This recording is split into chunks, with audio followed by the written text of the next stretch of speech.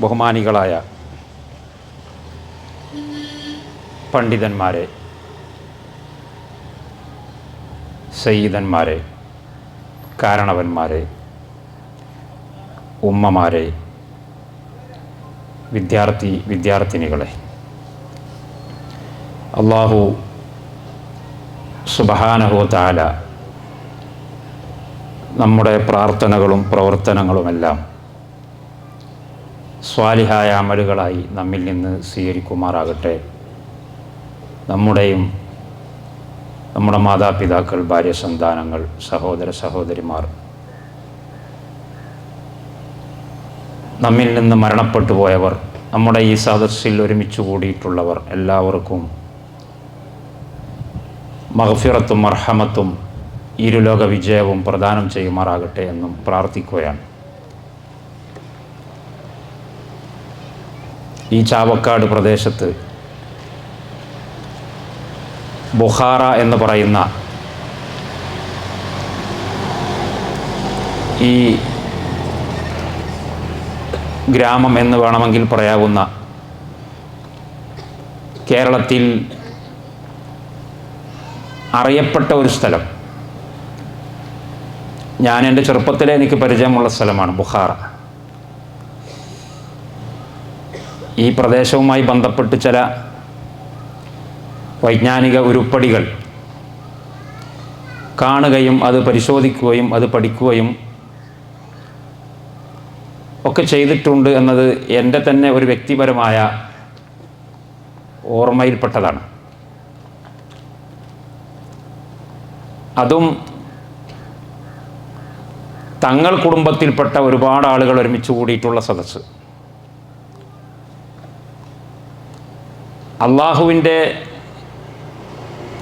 പ്രിയപ്പെട്ട പ്രവാചകൻ്റെ പേരിൽ ഒരുമിച്ച് കൂടിയിട്ടുള്ള സദസ്സ്. തിരുനബി സല്ലല്ലാഹു അലൈഹി വസല്ലം തങ്ങളെ അറിയുക എന്ന ശീർഷകത്തിൽ സംസാരം നടക്കാനിരിക്കുന്ന ഒരു സദസ്സ്. വെള്ളിയാഴ്ചയുടെ പ്രദോഷത്തിൽ അള്ളാഹുവേ, ഇവിടെ ഒരുമിച്ച് കൂടിയിരിക്കുന്ന എല്ലാവരെയും നീ സ്വീകരിക്കണേ. ഈ ഒരുമിച്ച് കൂടിയിരിക്കുന്ന ആളുകളുടെ മാനസികവും ശാരീരികവും ആയിട്ടുള്ള എല്ലാ പ്രയാസങ്ങളും നീ ദൂരീകരിക്കണേ. ഞങ്ങളുടെ ഹൃദയാന്തരങ്ങളിലുള്ള നല്ല ഉദ്ദേശങ്ങൾക്ക് മുഴുവനും നീ സഫലീകരണം ഉണ്ടാക്കണേ. ഞങ്ങളുടെ സഹോദരന്മാർ ഈ രാജ്യത്തും പുറത്തും ധാരാളമായി ഒരുപാട് പ്രശ്നങ്ങളിൽ പ്രയാസങ്ങൾ അനുഭവിക്കുന്നവരുണ്ട്. ശത്രുക്കളുടെയും എതിരാളികളുടെയും കുതന്ത്രങ്ങളിൽ അകപ്പെട്ടുകൊണ്ട് മരണത്തെ മുന്നിൽ കണ്ട് ജീവിക്കുന്ന ധാരാളം ആളുകൾ മുസ്ലിം ലോകത്തിൻ്റെ വിവിധ ഭാഗങ്ങളിൽ, ഫലസ്തീനിലെ ഗസയിലും ഇപ്പോൾ സുദാനിലും നമ്മുടെ രാജ്യത്തിൻ്റെ പല ഭാഗങ്ങളിലുമുണ്ട്. അള്ളാഹുവെ, ഞങ്ങളുടെ സഹോദരന്മാരുടെ സഹോദരിമാരുടെ പ്രയാസങ്ങൾക്ക് ഇനി എത്രയും എളുപ്പത്തിൽ അറുതി വരുത്തണേ അള്ളാഹുവേ. അവർക്ക് എത്രയും എളുപ്പത്തിൽ എല്ലാ പ്രശ്നങ്ങളിൽ നിന്നും കരകയറി ഇസ്സത്തോടുകൂടെയുള്ള ഒരു ജീവിതം നയിക്കാൻ, നിൻ്റെ ധർമ്മത്തിൻ്റെ വഴിയിൽ ജീവിച്ച് സത്യസന്ദേശം ചുറ്റുപാടുമുള്ള മനുഷ്യരിലേക്ക് പകർന്നു നൽകാൻ അവസരങ്ങൾ ഒരുക്കണേ എന്ന് ആമുഖമായി പ്രാർത്ഥിക്കുകയാണ്. പ്രിയപ്പെട്ട സഹോദരന്മാരെ, കൂടുതൽ ആമുഖം പറയാനുള്ള സമയമില്ലാത്തതുകൊണ്ട് നിങ്ങൾ കേൾക്കാൻ ആഗ്രഹിക്കുന്ന വിഷയത്തിലേക്ക് എത്രയും എളുപ്പത്തിൽ കടക്കുവാൻ ഞാൻ ആഗ്രഹിക്കുകയാണ്. തിരുനബി സല്ലല്ലാഹു അലൈഹി വസല്ലം തങ്ങളെ അറിയുക, ഇത് വലിയ ഒരു വിഷയമാണ്. തിരുനബി സല്ലല്ലാഹു അലൈഹി വസല്ലം തങ്ങളെ അറിയുമ്പോൾ ഉണ്ടാകുന്ന നേട്ടവും അറിയാതിരിക്കുമ്പോൾ ഉണ്ടാകുന്ന കോട്ടവും മനസ്സിലാക്കുമ്പോഴേ ഈ വിഷയത്തിൻ്റെ പ്രസക്തി നമുക്കറിയാൻ കഴിയുകയുള്ളൂ. തിരുനബി സല്ലല്ലാഹു അലൈഹി വസല്ലം തങ്ങൾ മുമ്പിൽ വന്നു നിന്നതുകൊണ്ട് ഒരു പക്ഷേ തിരുനബി അറിഞ്ഞുകൊള്ളണമെന്നില്ല. നമ്മുടെ മുമ്പിലില്ല എന്ന് കരുതി നമ്മൾ അറിയാതിരിക്കേണ്ടതുമില്ല. കാരണം തിരുനബിയുടെ മുമ്പിൽ ജീവിച്ച, ഇടത്തും വലത്തും ജീവിച്ച, മുമ്പിലും പിമ്പിലുമായി ജീവിച്ച, അയൽവാസികളായി ജീവിച്ച, കുടുംബക്കാരായി ജീവിച്ച ഒരുപാട് ആളുകൾ തിരുനബി വന്നു എന്ന കാരണത്താൽ നരകത്തിൽ പോയിട്ടുണ്ട്. നബി സല്ലല്ലാഹു അലൈഹി വസല്ലം തങ്ങൾ വന്നിട്ടില്ലായിരുന്നുവെങ്കിൽ അവർ നരകത്ത് പോകൂലായിരുന്നു. അബൂ ത്വാലിബ് നരകത്തിലാണ്, നിങ്ങൾക്കറിയാമല്ലോ. മുഹമ്മദ് റസൂലുള്ളാഹിയുടെ രക്തത്തിൽ പിറന്ന രക്തത്തിലുള്ളയാളാണ്. സ്വന്തം പിതാവിൻ്റെ സഹോദരനാണ്.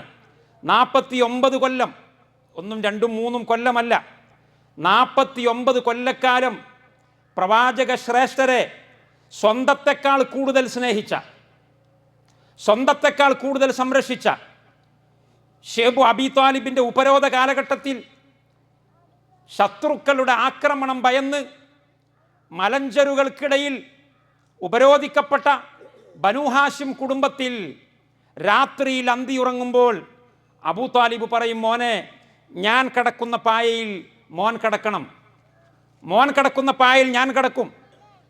എന്തിനാണെന്നറിയുമോ? എങ്ങാനും രാത്രിയുടെ ഇരുട്ടിൻ്റെ സമയത്ത് ഏതെങ്കിലും എതിരാളികൾ നമ്മുടെ സങ്കേതത്തിൽ കയറി വന്ന് കൊലപാതക ശ്രമം നടത്തിയാൽ, നീ കിടക്കുന്നിടത്ത് ഞാനുണ്ടായാൽ ഞാനാവുമല്ലോ കൊല്ലപ്പെടുന്നത്. ഞാൻ കിടക്കുന്നിടത്ത് നീ ആയാൽ നിന്നെ ആ ഒരു പ്രയാസത്തിൽ നിന്ന് രക്ഷപ്പെടുത്താൻ അതുകൊണ്ടെങ്കിലും സാധിക്കുമല്ലോ.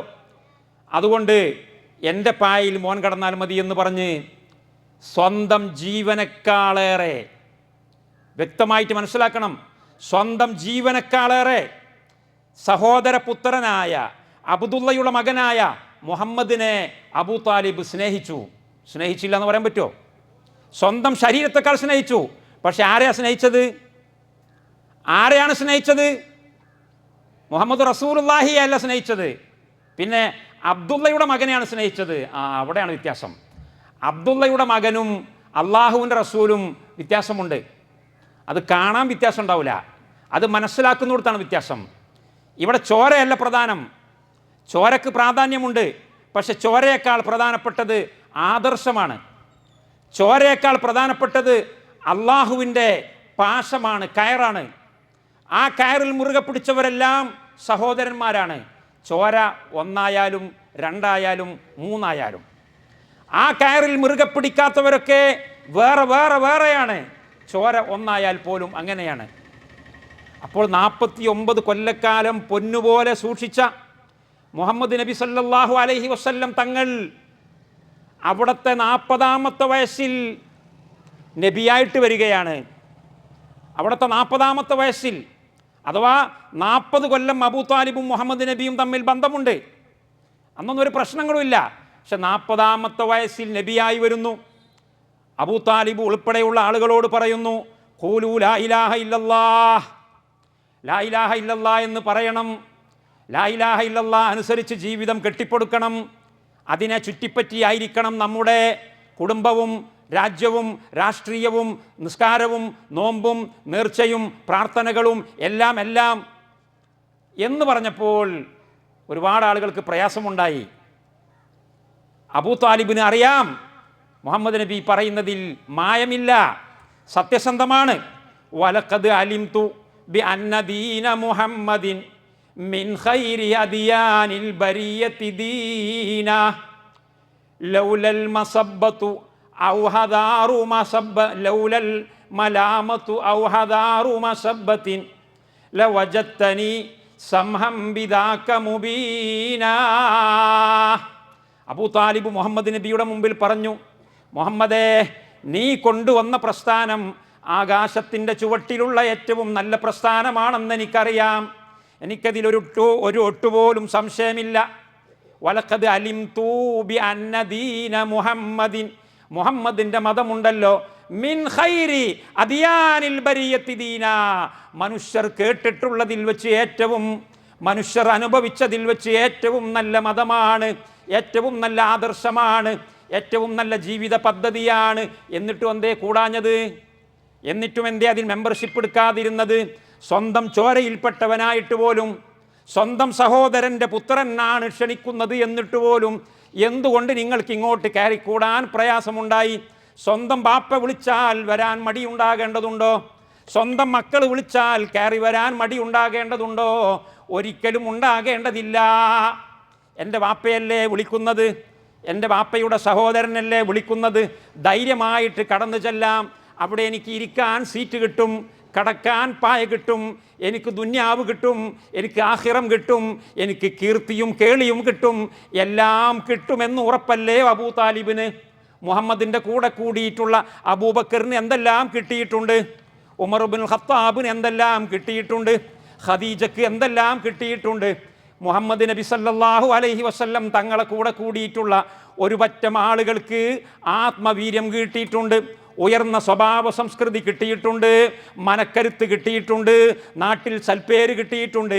എങ്കിൽ അദ്ദേഹത്തിൻ്റെ പിതാവിൻ്റെ സഹോദരനായ എനിക്ക് എന്തുകൊണ്ടും അത് ലഭിക്കുകയില്ലേ? അത് വാങ്ങാൻ ഞാൻ അർഹനല്ലയോ? അത് വാങ്ങാൻ ഞാൻ ബന്ധപ്പെട്ടവനല്ലയോ?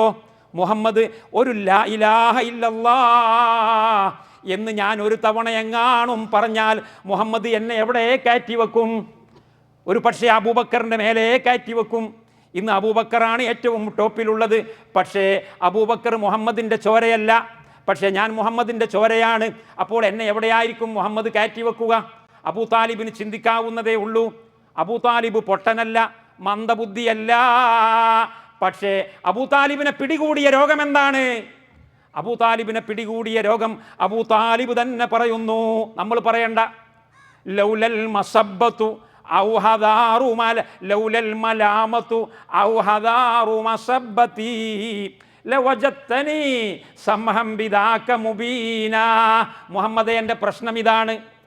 ലൗലൽ മസബ്ബത്തു ലൗലൽ മലാമത്തു, ആരോപണ ഭയം, ആക്ഷേപ ഭയം, എതിരാളികൾ കുറ്റം പറയുമോ എന്ന ഭയം. നമ്മളിപ്പോൾ ഇക്കാലം അത്രയും നമ്മൾ ചെയ്തു പോരുന്ന കുറേ കർമ്മങ്ങളില്ലേ, കുറേ സമ്പ്രദായങ്ങളില്ലേ, കുറേ മാമൂലുകളില്ലേ. നമ്മുടെ നാട്ടിൽ എന്തെല്ലാം മാമൂലുകളുണ്ട്, ഒഴിവാക്കാൻ പറ്റുന്നില്ല. നമുക്കറിയാം അത് ശരിയില്ല, അത് ശരിയില്ല. അത് വലിയ വലിയ പണ്ഡിതന്മാരൊക്കെ പറയുന്നുണ്ട് ശരിയില്ല. തലയിൽ കെട്ടിയ പണ്ഡിതന്മാർ പറയുന്നു, തലയിൽ കെട്ടാത്ത പണ്ഡിതന്മാരും പറയുന്നു, ഈ പള്ളിയിലെ പണ്ഡിതനും പറയുന്നു, ആ പള്ളിയിലെ പണ്ഡിതനും പറയുന്നു. അത് ശരിയില്ല കുട്ടികളെ. ഞാൻ എൻ്റെ വീട്ടിലത് ചെയ്യാറില്ല, പക്ഷെ പറഞ്ഞിട്ട് കാര്യമില്ല, ഞമ്മക്ക് ചെയ്യണം. കാരണം എന്താ? എൻ്റെ വാപ്പ ചെയ്തു വന്നതാണ്, എൻ്റെ വല്യാപ്പ ചെയ്തു വന്നതാണ്, 2-3 തലമുറ ഇവിടെ ചെയ്തു വന്നതാണ്. ഞാനായിട്ട് അതിപ്പോൾ ചെയ്യാതിരുന്നാൽ ആളുകളുടെ ഇടയിൽ ഇറങ്ങി നടക്കാൻ പറ്റൂല. നിങ്ങൾ ആലോചിച്ച് നോക്കി. പ്രശ്നം വളരെ നിസാരമാണ്. നമ്മുടെ ഉടലിൽ നിന്ന് ആരും തലയെടുക്കുന്നില്ല. പ്രശ്നം വളരെ നിസാരമാണ്. എന്താ പ്രശ്നം? ആരെങ്കിലും എന്തേലും പറയാന്നുള്ളത്. ആരെങ്കിലും എന്തേലും പറയുന്നതുകൊണ്ട് നമ്മളെ ശരീരത്തിൽ നിന്ന് രക്തം പൊടിയുമോ? ആരെങ്കിലും എന്തെങ്കിലും പറയുന്നത് കൊണ്ട് നമ്മുടെ മാംസം പറഞ്ഞു പോരുമോ? ആരെങ്കിലും എന്തെങ്കിലും പറയുന്നത് കൊണ്ട് നമ്മൾ രോഗിയായി കിടക്കേണ്ടി വരുമോ? ഒന്നുമില്ല, വളരെ നിസാരമാണ്. എന്നാൽ ഉടലിൽ നിന്ന് തല തെറിച്ചു പോകുന്ന രംഗങ്ങളുണ്ട്. ആ രംഗത്തെപ്പോലും അഭിമുഖീകരിച്ചുകൊണ്ടാണ് അബൂബക്കറും ഉമറും ഉസ്മാനും അലിയും ഈ പ്രസ്ഥാനത്തിൻ്റെ കൂടെ നിന്നത്. ബിലാലും അമ്മാറും ഖബ്ബാബും ഈ പ്രസ്ഥാനത്തിൻ്റെ കൂടെ നിന്നത് ഉടലിൽ നിന്ന് തലയെടുക്കണമെങ്കിൽ എടുത്തോ, പ്രശ്നമല്ല എന്ന് പറഞ്ഞിട്ടാണ്. പക്ഷേ അബൂ താലിബിന് തല പോകുന്ന പേടിയുണ്ടായിരുന്നില്ല. കാരണം അബൂ താലിബിൻ്റെ തലയെടുക്കാൻ മാത്രം ഒരുത്തൻ ആ നാട്ടിലില്ല. ആരാണ് അബൂ താലിബിൻ്റെ ഒരു രോമത്തിന് തൊടാൻ ധൈര്യമുള്ളവർ ആ നാട്ടിലുള്ളത്? ആ നാട്ടിലെ മുഴുവൻ ജനങ്ങളുടെയും പ്രമാണിയാണ് അബൂ താലിബ്. അദ്ദേഹത്തിൻ്റെ ഒരു രോമത്തിന് പോറലേൽപ്പിക്കാൻ അതുകൊണ്ടല്ലേ അബൂബക്കറിന് അടികൊണ്ടു, ഉമർ ഇബ്നുൽ ഖത്താബിന് അടികൊണ്ടു, അബ്ദുല്ലാഹിബിൻ മസൂദിന് അടികൊണ്ടു, ബിലാലിൻ്റെ നെഞ്ചത്ത് ചുട്ടുപൊഴുത്ത പാറക്കല്ലുകൾ കയറ്റി വെച്ചിട്ട് പീഡിപ്പിക്കപ്പെട്ടു. പക്ഷേ മുഹമ്മദ് റസൂലുള്ളാഹിയെ ആരും ഒന്നും ചെയ്തിട്ടില്ല. കാരണം ഇവരുടെ ഒക്കെ നേതാവല്ലേ മുഹമ്മദ് നബി. ഇവരുടെ ഒക്കെ നേതാവാണ് മുഹമ്മദ് നബി. മുഹമ്മദ് നബിയുടെ ഒരു രോമത്തിൽ തൊട്ട് കളിക്കാൻ ആ നാട്ടിലെ ജനങ്ങൾക്ക് ധൈര്യം വന്നില്ല. എന്താ കാരണം? അബൂ താലിബ് ഉണ്ട് ഇവിടെ, നാട്ടിലെ കാരണവരുണ്ട് ഇവിടെ. ഈ കാരണവരുടെ കുട്ടിയാണ് ഈ കുട്ടി. ഈ കുട്ടിയെ തൊട്ട വിവരമറിയും. കുട്ടിയെ കൊല്ലണമെന്ന് നിങ്ങൾക്ക് താല്പര്യമുണ്ട്, കുട്ടിയെ നാട്ടിൽ നിന്ന് പുറത്താക്കണമെന്ന് നിങ്ങൾക്ക് ആലോചനയുണ്ട്. പക്ഷെ നടപ്പിൽ വരുത്താൻ കഴിയില്ല. അബൂ താലിബ് ഇവിടെയുണ്ട്. അത്രയും വലിയ ശേഷിയുള്ള, അത്രയും വലിയ പ്രാപ്തിയുള്ള ഒരു മനുഷ്യന് ജീവനെ പേടിക്കേണ്ട ആവശ്യമില്ല. പക്ഷേ അതിനേക്കാളും വളരെ നിസ്സാരമായ ഒരു വസ്തുവിൽ അദ്ദേഹം പേടിച്ചുപോയി, അദ്ദേഹം ചുറ്റിത്തടഞ്ഞുപോയി. എന്താണ് ആ വസ്തു എന്നറിയുമോ? ദുരഭിമാനബോധം. ദുരഭിമാനബോധം. അഭിമാനബോധം എന്ന് പറയുന്നത് ശരിയല്ല. ദുരഭിമാനബോധം. എന്നെപ്പറ്റി ഇപ്പോൾ നാട്ടുകാർക്ക് നല്ല അഭിപ്രായമാണ്. ഏത് കമ്മിറ്റിയിലും എന്നെ ചെയർമാനാക്കി വെക്കും. ഞാൻ എവിടേക്ക് കയറി ചെന്നാലും അവിടെയുള്ള ആളുകൾ എന്നെ എഴുന്നേറ്റ് നിന്ന് ആദരിക്കും. നാട്ടിൽ നടക്കുന്ന ഏത് കല്യാണത്തിനും സൽക്കാരത്തിനും ആദ്യം ഞാനാണ് ക്ഷണിക്കപ്പെടുന്നത്. നാട്ടിൽ എനിക്ക് പേരുണ്ട്. ആ പേര് പോയി കളയും. പേര് പോയാൽ എന്താ, ഒന്നും വരാനില്ല. നമ്മളെ ശരീരത്തിൽ വേദനിക്കുകയില്ല, നമുക്ക് തലവേദനിക്കുകയില്ല, പല്ല് വേദനിക്കുകയില്ല. പറഞ്ഞിട്ട് കാര്യമില്ല. ചില ആളുകൾ കുടുങ്ങിപ്പോകുന്നത് ഈ പരീക്ഷണത്തിലാണ്. ചില ആളുകളുടെ പരിശോധന അവിടെയാണ്. എൻ്റെ അഭിമാനത്തിന് കോട്ടം തട്ടുമോ? ലൗലൽ മസബ്ബത്തു ലൗലൽ മലാമത്തു ഔ ഹദാറു മസബ്ബതി. മുഹമ്മദേ, നാട്ടിൽ ചീത്തപ്പേര് വരില്ല, നാട്ടിൽ ചീത്തപ്പേര് വരുമോ എന്ന പേടിയില്ലായിരുന്നുവെങ്കിൽ ലവജത്തനി സംഹം ബിദാക മുബീന. നീ കൊണ്ടുവന്ന ആ ആദർശവാക്കുണ്ടല്ലോ, ലാ ഇലാഹ ഇല്ലല്ലാഹു മുഹമ്മദു റസൂലുള്ളാഹ് എന്ന് പറയുന്ന ആ കലിമത്തു തൗഹീദ് ഉണ്ടല്ലോ, അത് ഏറ്റവും ഉച്ചത്തിൽ പറയുന്നവനായിട്ട് എന്നെ നിനക്ക് കാണാമായിരുന്നു മുഹമ്മദേ. പക്ഷേ ഇപ്പോൾ ഞാനത് പറയാൻ തയ്യാറല്ല. എന്താണ് എനിക്ക് നഷ്ടപ്പെടാനുള്ളത്? എനിക്ക് ദുരഭിമാനം നഷ്ടപ്പെടാനുണ്ട്, നാട്ടിൽ അധികാരം നഷ്ടപ്പെടാനുണ്ട്, നാട്ടിൽ നേതൃപദവി നഷ്ടപ്പെടാനുണ്ട്, പേരും പെരുമയും നഷ്ടപ്പെടാനുണ്ട്. അദ്ദേഹം കുടുങ്ങിപ്പോയി. എല്ലാം അറിയുന്നയാൾ, മുഹമ്മദ് നബിയെക്കുറിച്ച്, ആ തുറന്ന പുസ്തകത്തെക്കുറിച്ച് 100% അറിയുന്നയാൾ. അങ്ങനെ ഒരാൾ വേറെ ഈ ദുനിയാവിലില്ല.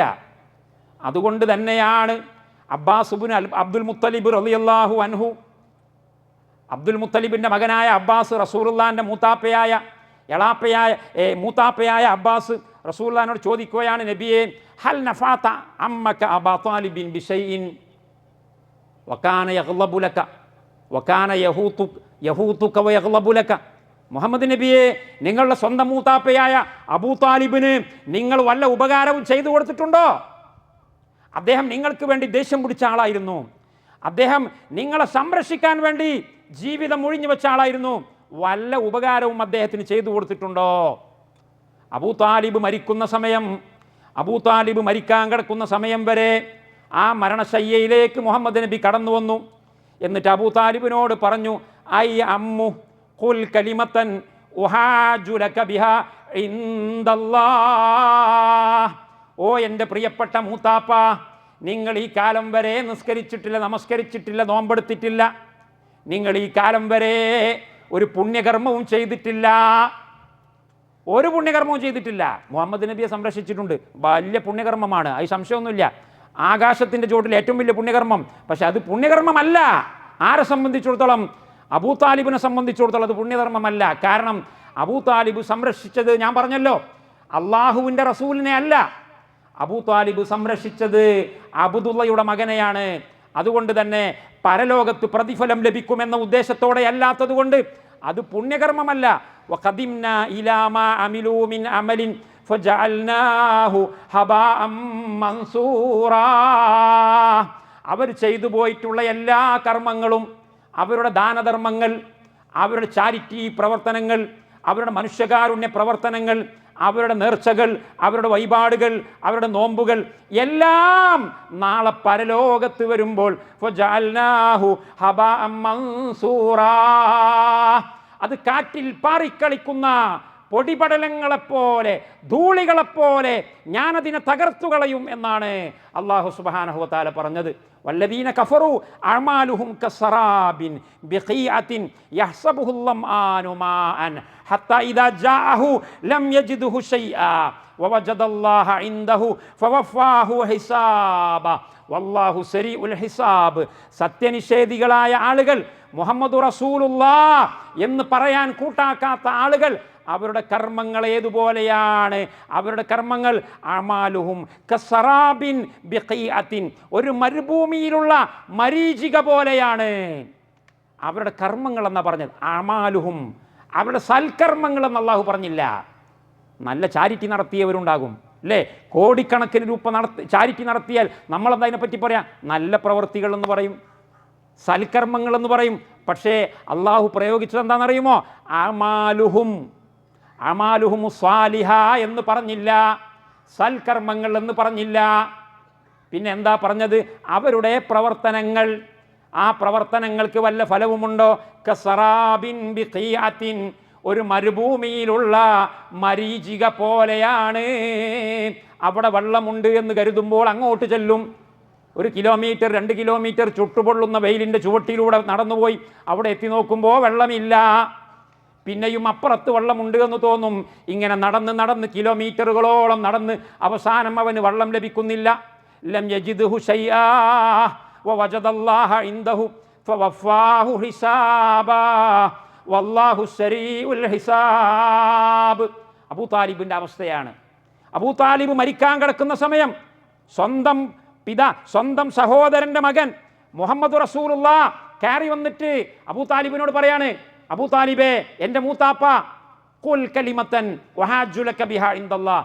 ഈ അവസാനത്തെ സമയം, ഇനി നിങ്ങൾക്ക് നമസ്കരിക്കാൻ സമയമില്ല, നോമ്പെടുക്കാൻ സമയമില്ല, സാരമില്ല, ഞാൻ പരിഹരിക്കാം. പക്ഷേ ഒരു നിബന്ധനയുണ്ട്. എന്താണ് ആ നിബന്ധന? വെറുതെ പരിഹരിക്കാൻ കഴിയില്ല. വെറുതെ ഒരാളെ പിടിച്ച് സ്വർഗത്തിൽ കൊണ്ടുപോകാനുള്ള അവകാശം എനിക്ക് ഇല്ല. ഞാൻ തമ്പുരാനല്ല, ഞാൻ അല്ലാഹു അല്ല. ഓരോരുത്തരെ പിടിച്ച് സ്വർഗത്തിൽ കൊണ്ടുപോകാൻ, വേറെ കുറേ ആളുകളെ നരകത്തിൽ കൊണ്ടുപോകാൻ അങ്ങനെ കഴിയുന്നവനല്ല ഞാൻ. നിങ്ങളെ സ്വർഗത്തിൽ കൊണ്ടുപോകണമെങ്കിൽ അല്ലാഹു വെച്ചിട്ടുള്ള, അല്ലാഹു കൽപ്പിച്ചിട്ടുള്ള, അല്ലാഹു നിർദ്ദേശിച്ചിട്ടുള്ള ഒരു നിബന്ധനയുണ്ട്. ആ നിബന്ധന നിങ്ങൾ പാലിക്കുകയാണെങ്കിൽ ബാക്കിയുള്ള കാര്യങ്ങൾ ഞാൻ ഏറ്റെടുത്തുകൊള്ളാം. എന്താണ് ആ നിബന്ധന? ഖുൽ കലിമത്തൻ, ആ വാക്ക് പറയണം. ഏതാണ് ആ വാക്ക്? ലാ ഇലാഹ ഇല്ലല്ലാഹ് മുഹമ്മദു റസൂലുള്ളാഹ് എന്ന വാക്ക് പറയണം. ആ വാക്ക് പറഞ്ഞാൽ വഹാജ്ജു ലക ബിഹാ ഇൻദല്ലാഹ്, അല്ലാഹുവിൻ്റെ അടുക്കൽ നിങ്ങൾക്ക് വേണ്ടി ബാക്കിയുള്ള എല്ലാ കുറ്റകൃത്യങ്ങളിലും ഞാൻ ശുപാർശ ചെയ്തു കൊള്ളാം. പക്ഷേ അബൂ താലിബ് ഇടവും വലവും നോക്കുകയാണ്. ഇടത്തും വലത്തും ഖുറൈശി പ്രമാണിമാരുണ്ട്, അബൂജഹലുണ്ട്, മറ്റുള്ള കാഫിരീങ്ങളുണ്ട്. അവരെ മുഖത്ത് നോക്കിയപ്പോൾ അബൂ താലിബ് എന്ന് പറയുന്ന പ്രവാചക തിരുമേനിയുടെ മൂത്താപ്പക്ക് വീണ്ടും ദുരഭിമാനത്തിൻ്റെ നുരകൾ പതഞ്ഞു പൊങ്ങുകയാണ്. അദ്ദേഹത്തിന് എന്താ പറയാ, അദ്ദേഹത്തിൻ്റെ കീർത്തിയും നഷ്ടപ്പെട്ടു പോകുമോ എന്ന പേടി തോന്നുകയാണ്. അദ്ദേഹം അവസാനം അലാം ഇല്ലത്തി അബ്ദിൽ മുത്തലിബ് എന്ന് പറഞ്ഞുകൊണ്ടാണ് അദ്ദേഹം ഈ ലോകത്തോട് വിട പറയുന്നത്. അതുകൊണ്ട് തന്നെ അബ്ബാസ് റളിയല്ലാഹു അൻഹു ചോദിക്കുന്നു, നബിയെ, നിങ്ങൾ സ്വന്തം മൂത്താപ്പയായ അബൂ താലിബിന് വല്ല ഉപകാരവും ചെയ്തു കൊടുത്തിട്ടുണ്ടോ? അബൂ താലിബ് മുസ്ലിമായിട്ടല്ല മരിച്ചത് എന്ന് അബ്ബാസിന് അറിയാം. പക്ഷേ എന്തെങ്കിലും പഴുതുകളുണ്ടോ? ഒരുപാട് ഉപകാരം ചെയ്ത മനുഷ്യനല്ലേ, എന്തെങ്കിലും പഴുതുകളുണ്ടോ എന്ന് അറിയാൻ വേണ്ടി അന്വേഷിക്കുകയാണ്. മറ്റൊരു മൂത്താപ്പയായ അബൂ താലിബിൻ്റെ തന്നെ സഹോദരനായ അബ്ബാസ് റളിയല്ലാഹു അൻഹു ചോദിക്കുന്നു. അപ്പൊ പ്രവാചകൻ പറഞ്ഞു, ലൗലാ അന ലകാന ഫിദ്ദർക്കിൽ അസ്ഫലി മിനന്നാർ. അബ്ബാസേ, എൻ്റെ പ്രിയപ്പെട്ട മൂത്താപ്പ, എൻ്റെ ഇടപെടലില്ലായിരുന്നുവെങ്കിൽ ലകാന ഫിദ്ദർക്കിൽ അസ്ഫലി മിനന്നാർ. അബൂ താലിബിൻ്റെ ഇരിപ്പിടം എവിടെയാണെന്ന് അറിയുമോ? നരകത്തിൻ്റെ ഏറ്റവും അടിയിലാണ്. ഞാൻ ഇടപെട്ടിട്ടില്ലായിരുന്നുവെങ്കിൽ നരകത്തിൻ്റെ ഏറ്റവും അടിയിൽ പോകേണ്ടയാളാണ് അബൂ താലിബ്. ഏത് അബൂ താലിബ്? 49 കൊല്ലക്കാലം കൂടെ നിന്ന അബൂ താലിബ്, 49 കൊല്ലക്കാലം സ്വന്തം ചോരയെ പോലെ നോക്കിയ അബൂ താലിബ് നരകത്തിൻ്റെ അടിത്തട്ടിൽ പോകേണ്ട ആളായിരുന്നു. ഞാൻ ഇടപെട്ടിട്ട് എന്താ ഉണ്ടായത്? എന്തുണ്ടായി? നരകത്തിൽ നിന്ന് കരകയറ്റാൻ പറ്റിയോ? അത് പറ്റിയിട്ടില്ല. വഹുവൽ ആന ഫി റഖ്റാഖിൻ മിനന്നാർ. ഇപ്പോൾ അദ്ദേഹം എവിടെയാണുള്ളതെന്ന് അറിയുമോ? നരകത്തിൻ്റെ ഏറ്റവും ഉയർന്ന തട്ടിലാണ്. നരകത്തിൻ്റെ ഏറ്റവും അടിയിൽ നിന്ന് എനിക്ക് ചെയ്യാവുന്നത്ര സ്വാധീനം എന്നൊന്നും അതിനെപ്പറ്റി പറയാൻ പറ്റില്ല. സ്വാധീനമോ? എന്ത് സ്വാധീനം? അള്ളാഹുവിൻ്റെ മുമ്പിൽ ആർക്കാണോ സ്വാധീനം? ഒരു സ്വാധീനവുമില്ല. അള്ളാഹുവിൻ്റെ മുമ്പിൽ അള്ളാഹുവിൻ്റെ റസൂലിൻ്റെ കേണപേക്ഷ, ശഫാഅത്ത്, ആ ശഫാഅത്ത് പരിഗണിച്ചതുകൊണ്ട് നരകത്തിൻ്റെ ഏറ്റവും അടിയിലെ തട്ടിൽ നിന്ന് ഏറ്റവും മുകളിലെ തട്ടിലേക്ക് അബൂ താലിബിനെ കൊണ്ടുവന്നിട്ടുണ്ട്. അബൂ താലിബ് അഹ്വനു അഹ്ലിന്നാരി അദാബൻ അബൂ താലിബ്. നരകത്തിലെ ഏറ്റവും ചെറിയ ശിക്ഷ നൽകപ്പെടുന്നയാൾ അബൂ താലിബാണ്. അദ്ദേഹത്തിൻ്റെ ശിക്ഷയുടെ രൂപം ഇമാം ബുഖാരി ഉദ്ധരിക്കുന്ന സ്വഹീഹുൽ ബുഖാരിയിലെ ഹദീസാണ് പറയുന്നത്,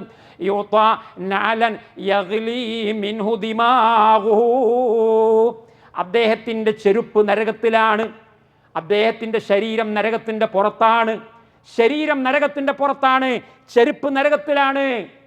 എന്താ ഇതിൻ്റെ പിന്നിലുള്ള രഹസ്യം?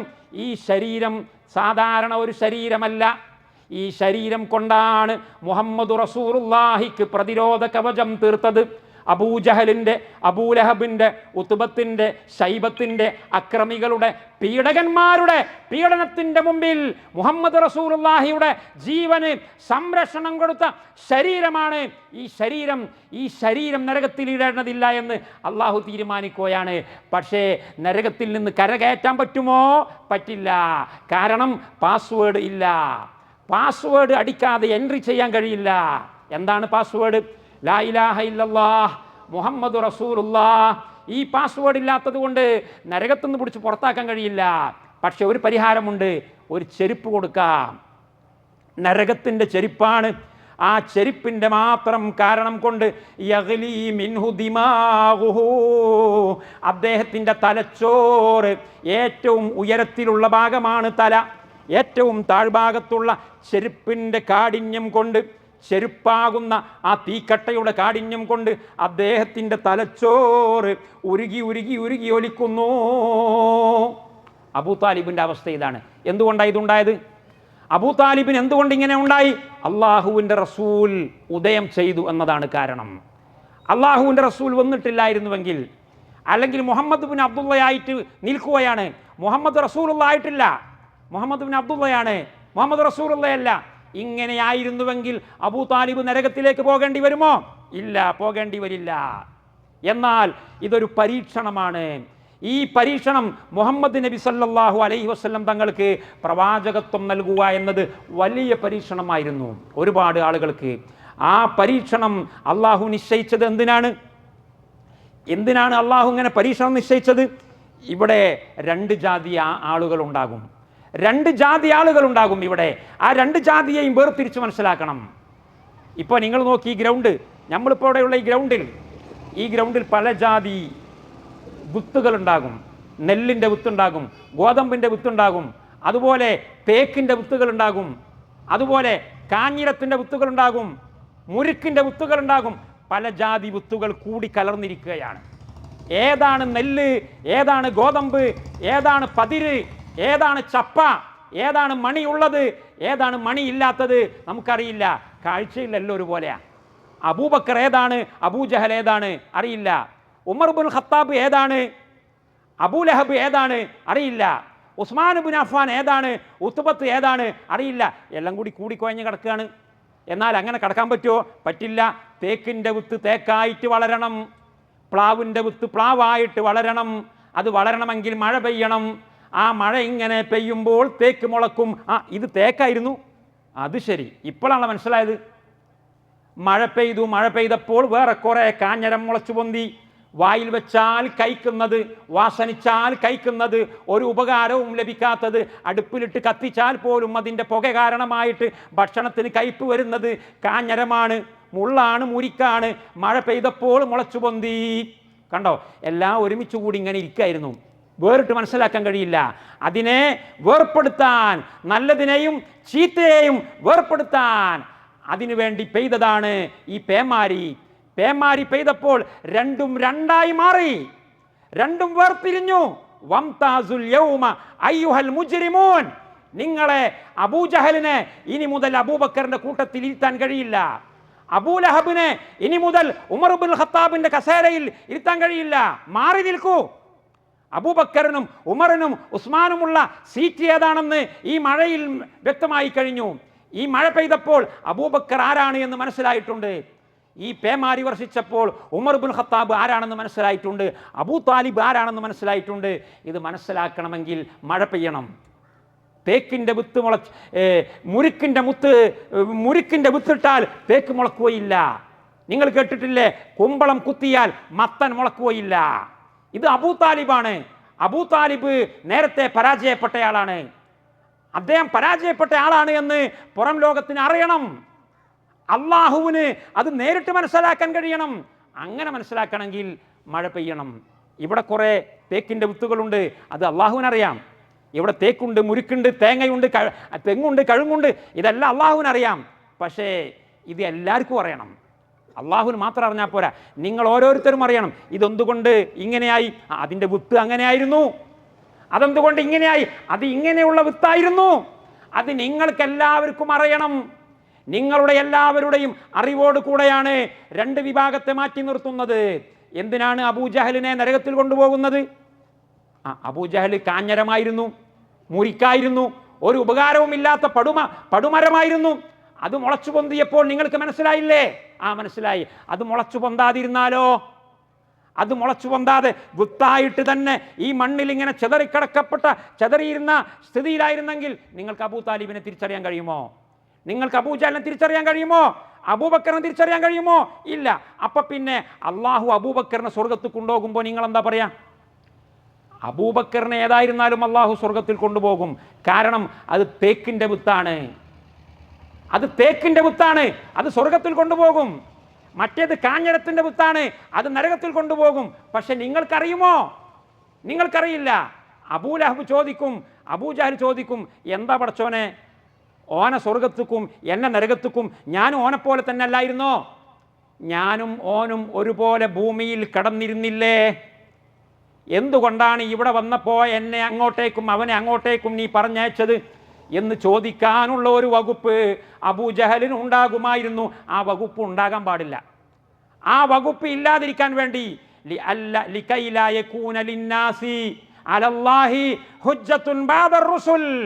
പ്രവാചകന്മാരുടെ നിയോഗത്തോടു കൂടി അള്ളാഹുവിന് എതിരിൽ ഒരു ന്യായം പറയാൻ, അള്ളാഹുവിനെതിരിൽ ഒരു ന്യായം ഉന്നയിക്കാൻ ഒരാൾക്കും സാധിക്കാതിരിക്കാൻ വേണ്ടിയാണ് അള്ളാഹു പ്രവാചകന്മാരെ അയക്കുന്നത്.